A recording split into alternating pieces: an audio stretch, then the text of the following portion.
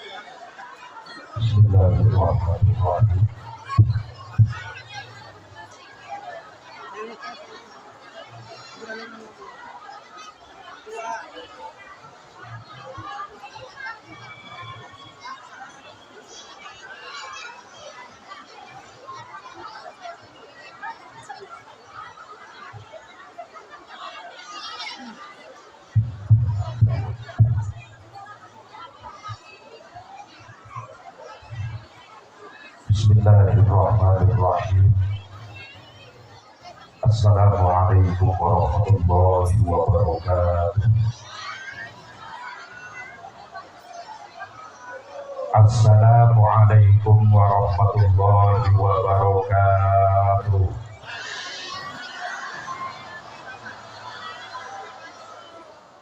Wajib menjawab salam. Saya doakan dengan keselamatan, tapi kalian tidak jawab. Licik. Doain supaya selamat, malah ngobrol. Ini resikonya ngadepin perempuan begini. Oh, berarti salon nggak jelas nih.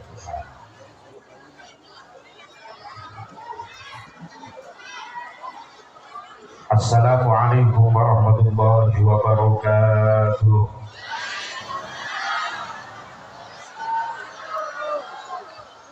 Bismillahirrahmanirrahim.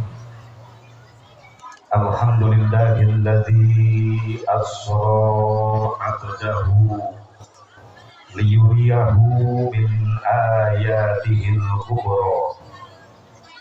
Wassalatu wassalamu ala sayyidina Muhammadil Mustafa wa ala alihi wa sahbihi ahli sudqi wal wafa. Amma ba'du, faqad qala Allah ta'ala fi kitabihil karim. A'udzu billahi minasy syaithanir rajim. Bismillahirrahmanirrahim. Afatumarunahu ala ma yara wa laqad ra'ahu nazlatan ukhra 'inda sidratil muntaha. Wa qala Nabi sallallahu alaihi wasallam, as-salatu fil Islam bimanzilatir ra'si fil badan. Wa qala Syekh Tajuddin As-Subki, wa syukrul mun'imi wajibun bisyar'i. Allahumma hidayatan lis-shawab. Pengatur waktu, penata acara yang saya hormati, wabil khusus segenap para alim ulama, para kiai, para asatidz. Sengaja saya dahulukan para ulama, para kiai, dan sangat saya spesialkan. Alasannya apa? Maaf, kita nggak bakalan mengerti Isra Mi'raj, kita nggak bakalan tahu fadilah keutamaan Isra Mi'raj, kita nggak bakalan kenal Islam dan isinya, kita nggak bakalan iman sama Allah dan Rasulnya kalau nggak ada syariat perjuangan para ulama, para kiai, para asatidz yang telah memperkenalkan Islam dan isinya kepada kita. Hakikat hidayah taufik dari Allah Subhanahu wa ta'ala. Bertemu Rasulullah belum pernah, melihat wajah Rasulullah belum pernah, mendengar suara Rasulullah belum pernah. Tapi kenapa di hati kita tertanam rasa iman, rasa cinta begitu hebat kepada Nabi Muhammad? Nabi Muhammad, Masya Allah. Bu, Pak, wahai siswa-siswi, para santri, kalau benar kalian mengaku cinta Rasulullah, setiap nama Nabi Muhammad disebut, jawab cepat dengan sholawat. Bohong cinta kalian, buta, cinta buta, saya. Coba jawablah sallallahu alaihi wasallam atau dengan kalimat Allahumma salli wa sallim wa barik alaihi. Buktikan rasa cinta kita kepada Nabi Muhammad. Ujungnya iya, bapak-bapak nanti sih baik, bapak nanti candahar nih bapak-bapak. Makan dulu Pak, biar sholawatnya semangat. Allahumma sholli wa sallim wa barik. Buktikan cinta kita, karena cinta bukan sekedar janji, tapi cinta perlu bukti. Para alim ulama, para kiai, para asatidz yang telah memperkenalkan Islam dan isinya, sehingga kita bisa berkumpul malam hari ini. Hakikat izin Allah, wasilah sababiyah, ada jasa-jasa para ulama, para kiai yang telah memperjuangkan Islam sampailah ke hati kita masing-masing. Alhamdulillah. Yuk kita belajar jadi orang yang baik. Bagaimana orang yang baik? Orang yang pandai berbuat jasa kepada orang lain, bukan orang yang pintar memakan jasa orang lain. Betul? Pandailah berbuat jasa kepada orang yang sudah berbuat jasa kepada kita. Dengan cara apa? Yuk kita doakan yang rajin, para ulama, para kiai, para asatidz, biar dipanjangkan umurnya, ditambah-tambah sehat walafiat, tambah-tambah barokah ilmunya, tambah-tambah bilik rezekinya, tambah-tambah istrinya.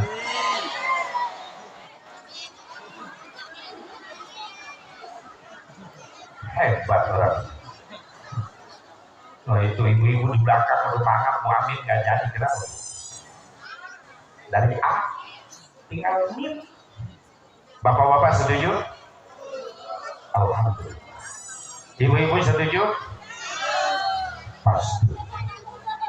Biar doa yang terakhir jangan dulu. Daripada saya turun ceramah dicekek ini. Yang penting kita doakan para ulama, para kiai, para asatidz panjang umur, sehat walafiat, berkah ilmunya, berkah rezekinya, dikasih turunan yang soleh dan solehah, yang mampu melanjutkan perjuangannya. Amin ya Allah ya Rabbal alamin. Wabil khusus aparatur pemerintah setempat baik sipil TNI Polri. Mudah-mudahan kita doakan para pemimpin kita menjadi pemimpin yang amanah. Khusus segenap para panitia penyelenggara peringatan Isra Mi'raj Nabi Muhammad Sallallahu Alaihi Wasallam, keluarga besar masyarakat kampung Kebon Jauh, keluarga besar jamaah DKM Masjid Jami Al-Maghfirah. Alhamdulillah, dengan izin Allah, kudrah iradah Allah, wasilah sababiyah, ada perjuangan dan pengorbanan warga masyarakat juga para panitia sehingga acara ini bisa terlaksana. Mudah-mudahan segala pengorbanan kita dijadikan tabungan amal soleh. Rezekinya, ekonominya, usahanya, bisnisnya, khusus kita yang hadir pada malam hari ini, mudah-mudahan semakin diberkahkan oleh Allah buat bakal ibadah. Anak-anak turunan kita dijadikan turunan yang soleh dan solehah. Kita doakan yang pesantren anak-anak kita dihasilkan ilmu agama yang bermanfaat. Insya Allah banyak lahir ulama-ulama yang soleh. Amin ya Allah ya Rabbal alamin.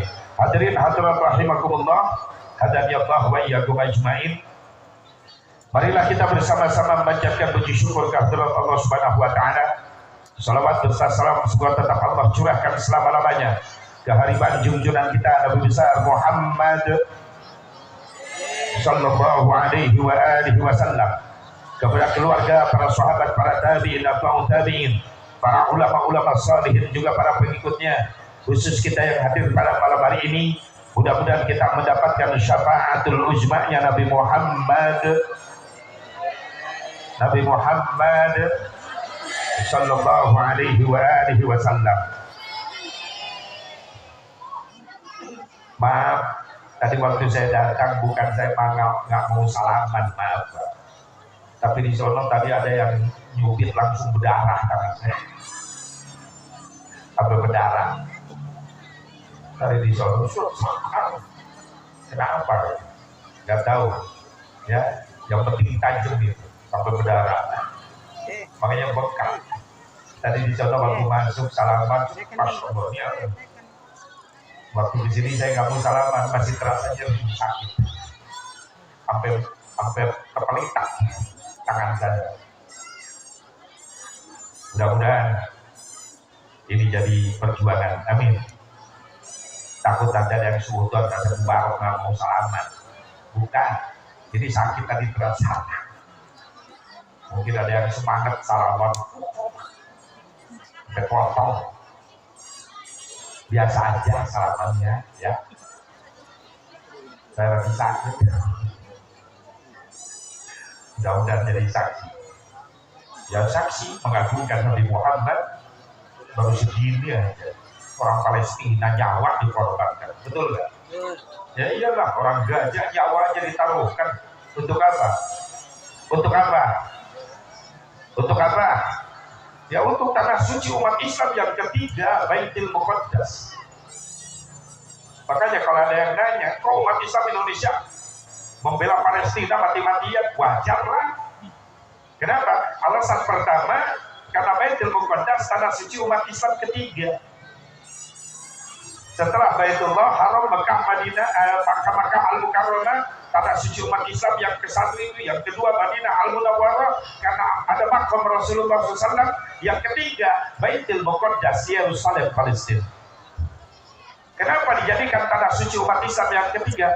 Sebab Baitul Muqaddas dijadikan star Rasulullah ketika Mi'raj mau bertemu dengan Allah dalam perjalanan Isra Mi'raj Nabi Muhammad.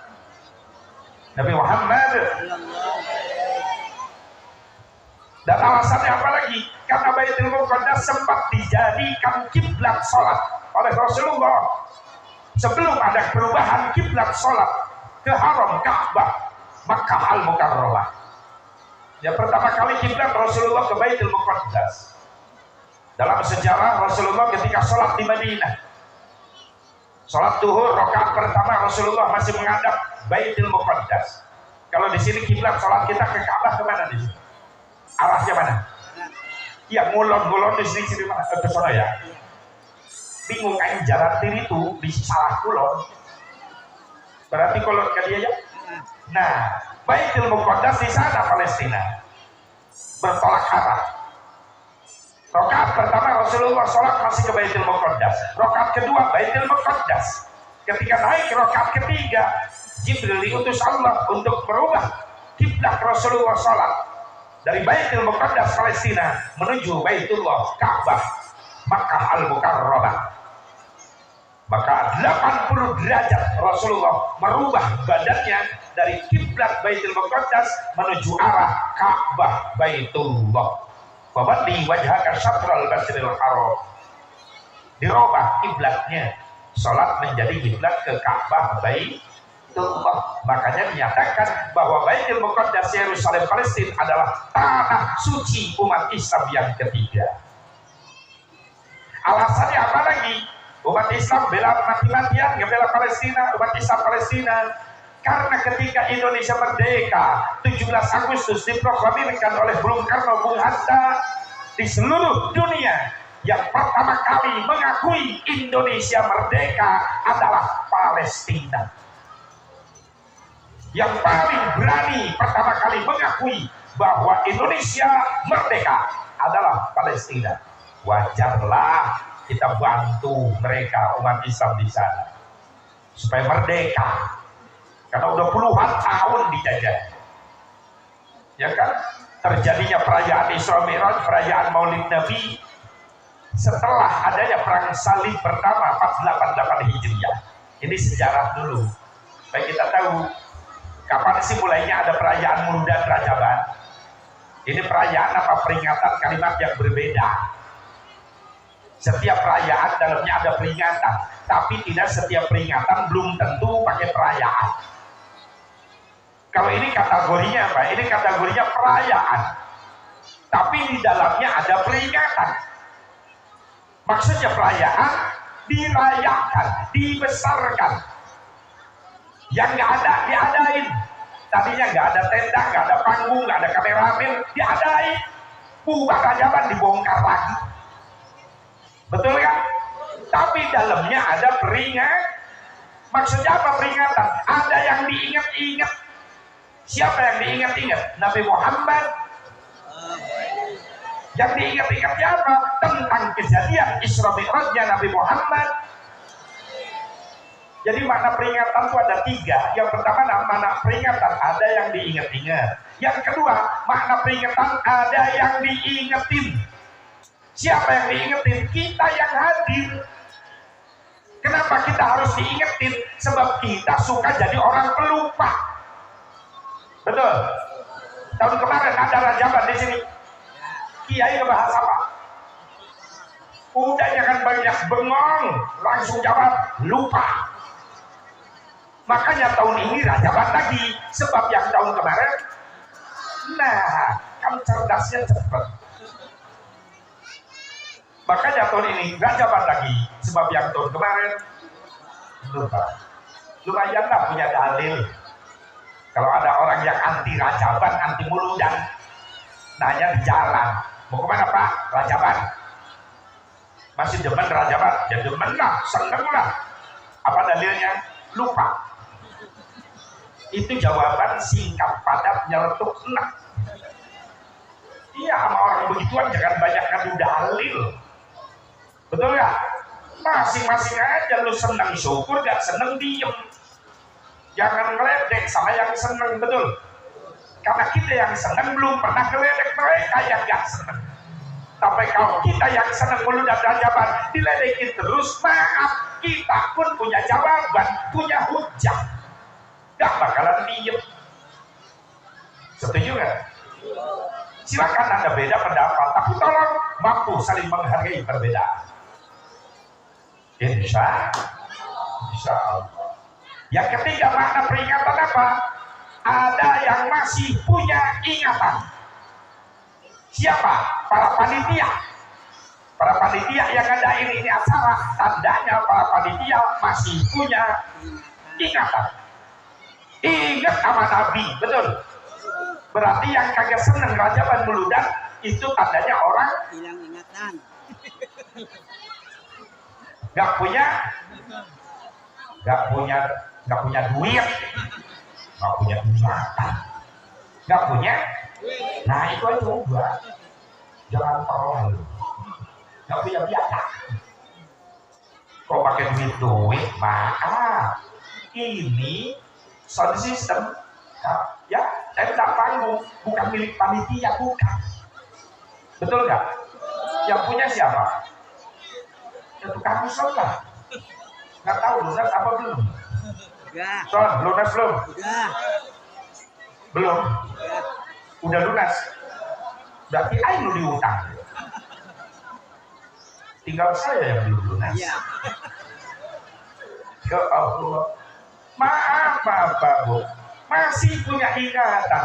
Ingat sama jasa-jasa Nabi Muhammad. Ingat sama perjuangan Nabi Muhammad. Syariat kalau nggak ada perjuangan Rasulullah, Islam nggak bakal sampai ke kampung kita, betul nggak? Ya hitung-hitung balas jasa lah kita, supaya tambah kuat keimanan, kecintaan kita kepada Nabi Muhammad Sallallahu Alaihi Wasallam. Ada sejarah. Nah, katanya perayaan Isra Mi'raj itu, Maulid Nabi itu perayaannya bid'ah. Kalau kita telusuri sejarah, betul. Perayaan Maulid, perayaan Isra Mi'raj belum ada di zaman Rasulullah. Berarti kejadian yang belum ada di zaman Rasulullah, ada yang baru, itu disebut bid'ah. Sejarahnya gimana? Maaf, perayaan dan peringatan beda. Kalau perayaan dalamnya ada peringatan. Kalau peringatan tanpa perayaan jadi. Contohnya, imam habis sholat isya ngajak sama jemaah, sama makmum, jemaah, beres wiridan, beres doa, tolong jangan dulu pulang ke rumah, temenin saya 15 menit di masjid. Ada apa Kiai? Saya mau bacakan sejarah Isra Mi'raj Nabi, niat mengagungkan Isra Mi'raj Nabi, beres, tutup, doa, bubar masing-masing. Jadi nilai peringatan. Gak perlu repot bawa tenda ke masjid.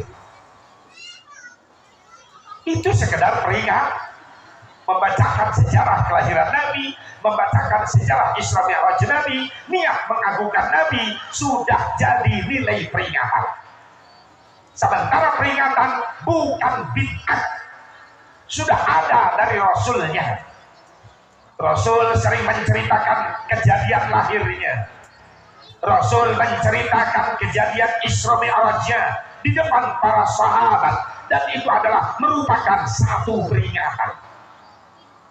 Sampai Abu Bakar Siddiq nangis, Sayyidatuna Fatimah Az-Zahra nangis ketika Rasulullah pulang Isra Mi'raj, menceritakan pengalaman Isra Mi'rajnya, nangis. Itu adalah peringatan, cuma tidak dirayakan. Gak pakai panggung, tenda, sound system, gak ada. Logika sejarah aja, Rasulullah mau nyewa salon kemana? Belum ada tenda. Dalam sejarah, selama hidup Rasulullah SAW sampai wafat Rasulullah tahun 633 Masehi, belum pernah ada perayaan Maulid Rajaban besar-besaran. Wafat Rasulullah SAW, naik khalifah pertama Sayyidina Abu Bakar Siddiq radhiyallahu anhu. Abu Bakar Siddiq jadi khalifah 2 tahun 3 bulan 10 hari. Wafat pada tahun 13 Hijriah. Selama hidupnya belum pernah ada perayaan Rajaban besar-besaran. Wafat Abu Bakar Siddiq, naik khalifah kedua Sayyidina Umar ibn al-Khattab radhiyallahu anhu, 10 tahun jadi khalifah. Selama hidupnya belum pernah ada Rajaban besar-besaran. Keburu wafat Sayyidina Umar bin Khattab pada tahun 23 Hijriah. Dibunuh ketika sholat di masjid. Datang penyelundup kafir Palestina masuk ke masjid membawa pisau, ketika Umar bin Khattab ditusuk dari belakang. Wafatlah Umar bin Khattab.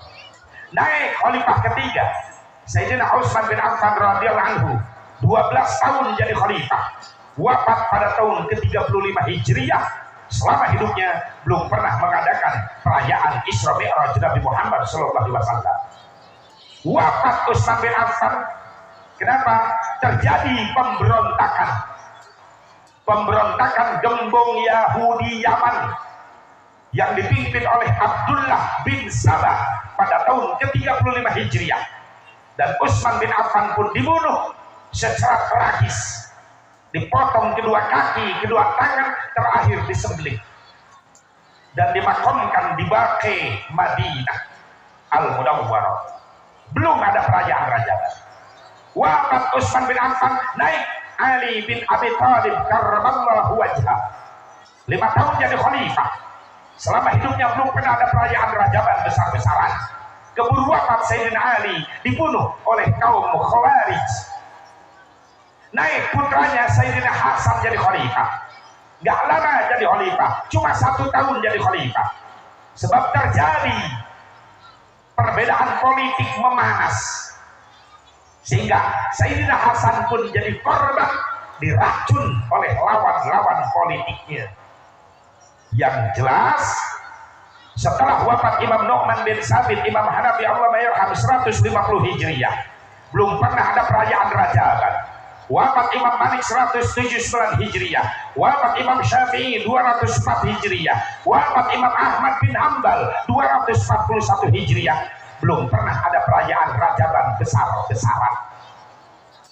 Kapan mulai terjadinya tabligh akbar, muludan Rajaban secara besar-besaran? Ini terjadi pada tahun 488 Hijriah setelah Perang Salib pertama. Apa Perang Salib? Perang Salib adalah penyerangan tentara Inggris pakai kalung salib, menyerang Palestina, merebut Baitul Muqaddas dan membantai umat Islam di Palestina. Kenapa tentara Inggris merebut Palestina? Sebab ada fatwa dari petinggi Katolik dunia pada waktu itu bernama Paus Urbanus II. Dia mengeluarkan fatwa, barang siapa orang Nasrani mampu merebut Baitul Muqaddas sehingga rela mengorbankan jiwa raga, maka umat Nasrani tersebut bakal masuk surga. Wabring tentara Inggris datang ke Palestina, mengepung umat Islam di Palestina. Terjadilah pembantaian besar-besaran. Catatan sejarah, Perang Salib pertama, umat Islam yang korban, yang dibantai di Baitul Muqaddas Palestina sebanyak 70.000 umat Islam. Ditebus darah umat Islam dari dulu sampai sekarang, gak habis-habis Palestina. Pejuang Palestina tetap ada. Inilah fadl Allah. Sehingga sekarang banyak berita ribuan tentara Israel mendadak gila, stres. Begitu masuk ke Gaza, nembakin pejuang Hamas Palestina, di hadapannya 3 orang sudah tergeletak. Tapi kenapa wajah yang 3 itu ada di belakangnya? Sampai gila. Sampai banyak komentar tentara netizen Israel mengatakan, saya perang di Gaza sama dengan melawan hantu. Ditembak yang di depan udah mati, tapi wajah itu muncul lagi di belakang. Makanya stres. Kalau kita cari berita yang penyeimbang, maaf Pak Bu, sekarang TV nasional kadang-kadang memperlihatkan kekalahan umat Islam terus. Padahal Yahudi, Zionis, Yahudi Israel udah ribuan yang modal di sana. Tapi itu tidak diungkap karena mereka malu kalah sama umat Islam. Sementara media dunia sekarang dikendalikan oleh orang-orang Yahudi dunia, sengaja mengelabui umat Islam supaya lemah kita Islam, bahwa Islam itu nggak ada apa-apanya. Maaf, tentara Palestina itu paling gagah. Alhamdulillah. Nasrul minallah wa fathul qarib. Allahumma ansur man nasrati fi Gaza wa fi Palestin. Amin ya Allah ya Rabbah. Amin ya Allah ya Rabbah. Amin. Maka dijajahlah Palestina oleh Inggris, tentara salib. Umat Islam yang selamat, yang hidup, lari menyelamatkan diri, ngungsi ada yang ke Persia, Iran, ada yang ke Baghdad, ada yang ke Irbil, Irak, ada yang ke Damsyik. Dulu Damsyik, sekarang Syria. Lemah Islam. Setahun, 2 tahun, 3 tahun, 4 tahun, lemah. Naik tahun kelima. Ini sejarah. Islam mulai bangkit. Siapa yang membangkitkan Islam pada waktu itu? Salah seorang ulama ahli sufi. Ulama ahli sufi kelahiran Kufah. Kufah itu kota kecil di Irak Utara. Ada ulama ahli sufi. Itu ulama muridnya Imam Ahmad bin Hanbal. Siapa namanya? Al-Imam Sirri As-Sitti, muridnya Imam Ahmad bin Hanbal. Imam Ahmad bin Hanbal muridnya Imam Syafi'i. Imam Syafi'i muridnya Imam Malik bin Anas radhiyallahu anhu ta'ala. Amin. Allah meridhoi semuanya. Amin ya Allah ya Rabbal. Imam Sirri bangkit dengan mutiara kata, sehingga bingung Imam Sirri bagaimana cara membangkitkan Islam supaya bisa merebut kembali Baitul Muqaddas. Kata Imam Sirri, tidak ada salahnya kalau saya bikin kata mutiara yang bisa membangkitkan jihad. Dengan cara apa? Dengan cara mengajak umat Islam membacakan tarikh kelahiran Nabi, membacakan tarikh kehidupan Nabi, membacakan tarikh perjuangan Nabi, supaya mampu membakar semangat umat Islam. Maka diadakanlah peringatan Maulid. Man qasada maudi'an yuqra'u fihi maulid Nabi sallallahu alaihi wasallam faqad utiya rawdatan min riyadil jannah li'annahu ma qasada dalikal mawadi illa li mahabbatihi sallallahu alaihi wasallam. Barang siapa yang bermaksud membacakan maulid Nabi, membacakan sejarah kehidupan Nabi, membacakan Isra Mi'raj Nabi, sehingga rela mengorbankan harta, tenaga, pikiran untuk mulu dan untuk rajaban, maka orang-orang tersebut bakal dapat taman-taman surganya Allah. Muridnya nanya, ya Syekh, apa argumentasinya? Orang ngadain muludan rajaban dapat taman surga. Dijawab oleh Imam Sirri, argumentasinya li'annahu ma qasada dalikal mawadi illa li mahabbatihi sallallahu alaihi wasallam. Gak mungkin umat Islam mau ngadain muludan rajaban sampai rela korbanin harta, tenaga, pikiran, kecuali tertanam di hati umat Islam rasa cinta kepada Nabi Muhammad. Sallu ala Nabi Muhammad, sallu ala Nabi Muhammad, sallu ala Nabi Muhammad. Allahumma shalli wa sallim wa barik alaihi. Kalau nggak ada rasa cinta, panitia di sini nggak bakal ngadain rajaban, betul. Ini kan gara-gara cinta sama Rasulullah. Sampai rela setahun ke belakang datang ke rumah, nandain tanggal, pengen modal ngasih bubarok. Siapa tuh panitia? Siapa? Yang ke rumah itu siapa? Cece. Yang mana Cece? Cece mana dia? Hai. Dia ke rumah, saya tidur.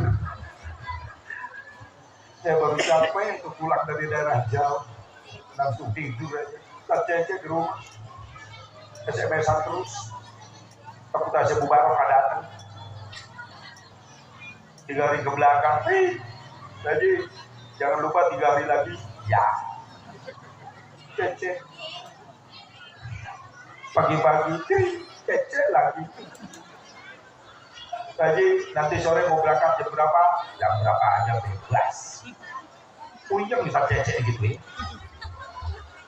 Saya lihat Sherlock lah, sejam setengah nyampe. Habis sholat maghrib nyiapin mobil, baru naik kaki sebelah. Cek lagi. Haji posisi di mana? Baru naik kaki sebelah. Masa kaki saya harus dipotong buat bukti? Alhamdulillah begitu nyampe seneng. Gatel deh cek.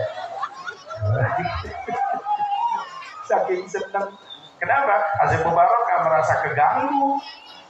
Wajar, nggak maklum, namanya panitia. Karena yang namanya hajatan buludan bukan hajat pribadi, tapi hajat masyarakat. Betul nggak? Kalau sudah melibatkan masyarakat luas, biasanya cepat kena fitnah. Karena masyarakat kebagi dua, ada yang pro, ada yang kontra sama panitia. Ketika acara sukses tanpa ekses, nggak ada yang komen macam-macam. Tapi ketika acara gagal, kori nggak datang, mubali nggak datang, pusing panitia. Betul nggak? Yang pro sama panitia, ngupahin aja, sabar, tawakal, ini ujian dari Allah. Beda sama yang kontra, nyledek habis-habisan. Nah, saya nggak percaya dia jadi panitia. Udah galak, nggak ikut udunan lagi. Ada yang begitu di sini? Ya. Ada yang begitu di sini? Fitnah, jangan ada fitnah. Di sini nggak ada. Insya Allah, saya yakin nggak ada yang ngaku. Semuanya pada ngedukung. Alhamdulillah. Ibu bapak hadirin hadirat rahimakumullah, ketika fatwa Imam Siri udah nyebar kemana-mana, didengarlah oleh salah seorang raja kaya raya, raja Islam yang berkuasa di Irbil, Irak. Siapa nama raja itu? Abi Sa'id Kaukabari bin Zainuddin bin Ali bin Baktikin. Ini raja langsung ngundang ulama-ulama besar, musyawarah untuk apa? Mengadakan perayaan Maulid Nabi Muhammad, sekaligus persiapan ingin mengadakan perayaan Isra Mi'raj Nabi Muhammad. Tujuannya apa? Ingin membangkitkan semangat umat Islam supaya mampu merebut kembali Baitul Muqaddas. Gak tanggung. Pertama kali perayaan Maulid diadakan di Irbil, ini raja berkorban nyembelih untanya 5.000 unta. Gak tanggung. Ini raja Abi Sa'id Kaukabari bin Zainuddin bin Ali bin Baktikin, yang terkenal dengan nama panggilannya Syekh Malik Mudhaffar. Nyembelih untanya 5.000 unta. Nah, kita rajaban boro-boro nyembelih untanya nggak ada. Ada ayam satu aja disembunyikan, takut ketahuan panitia. Ayah begitu di dia. Dasar pelit ya. Insya Allah di sini nggak ada ya. Wih, insya Allah dermawan semuanya. Alhamdulillah. Nah, pertama kali diadakan perayaan Maulid terus Isra Mi'raj, bangkitlah umat Islam, dan bukan hanya di Irak, nyambunglah ke Syria, ke Damsyik. Umat Islam di Damsyik bangkit, ingin juga merayakan perayaan Maulid, perayaan Isra Mi'raj. Siapa panitianya di Damsyik? Salah seorang panglima perang Islam ternama bernama Syekh Nuruddin Zanki, yang mampu membangkitkan semangat Islam di Syria, Damsyik. Nyambung ke Mesir, di Mesir diadakan buludan Rajaban, gak tanggung 7 hari 7 malam. Siapa panitianya? Salah seorang panglima perang Islam terkenal bernama Salahuddin Al-Ayyubi. Setelah Islam bangkit di Timur Tengah, kumpullah singa-singa padang pasir, ingin memilih siapa yang pantas menjadi panglima perang supaya bisa merebut kembali Baitul Muqaddas. Maka dalam musyawarah itu terpilih salah seorang panglima perang Islam ternama keturunan darah Kurdi bernama Salahuddin Al-Ayyubi. Di bawah komando Salahuddin Al-Ayyubi, pasukan ribuan Islam datang ke Palestina dan mampu merebut kembali Baitul Muqaddas. Tentara Inggris pulang ke negaranya. Alhamdulillah. Makanya jangan aneh sekarang Inggris bela-belain Israel untuk merebut Palestina, sebab Inggris dulu pernah kalah di Palestina oleh umat Islam, yaitu oleh Salahuddin Al-Ayyubi. Bahkan dalam buku sejarah Muhammad Rasul pilihan Allah yang dikarang oleh salah seorang ulama besar Islam Indonesia, Abu Yahamka, Allah yarham, menceritakan di sana perang salib pertama terjadi ketika Inggris datang ke Mesir. Lalu di Mesir, makom-makom di Mesir digali oleh tentara Inggris, merusak makam di Mesir. Itu adalah dendam Inggris kepada Salahuddin Al-Ayyubi. Salahuddin itu turunan darah Kurdi yang ternama, sehingga Inggris dendamnya sampai sekarang kepada Salahuddin. Jadi turunan darah Kurdi yang terkenal di dunia ada 3. Yang pertama Al-Imam Muhammad bin Muhammad Al-Ghazali. Al-Imam Ghazali Allah yarham, beliau adalah keturunan darah Kurdi terkenal. Yang kedua Al-Imam Muhammad Taqiyuddin Ibnu Taimiyah, salah seorang ulama besar bermadhab Hambali tapi membuat paham baru. Itu adalah keturunan darah Kurdi. Yang ketiga, keturunan darah Kurdi yang terkenal di dunia adalah Salahuddin Al-Ayyubi.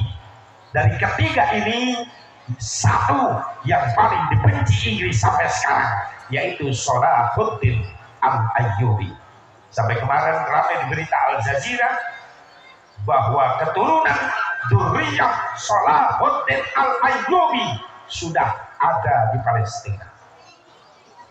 Bahkan ada yang mengatakan, pasti nggak ragu, juru bicara Hamas yang terkenal itu, yang disegani oleh Israel, yang bernama Abu Ubaidah, ada yang mengatakan itulah dzurriyyah Salahuddin Al-Ayyubi yang menjadi pengatur skenario peperangan sekarang. Ada yang mengatakan wallahu a'lam.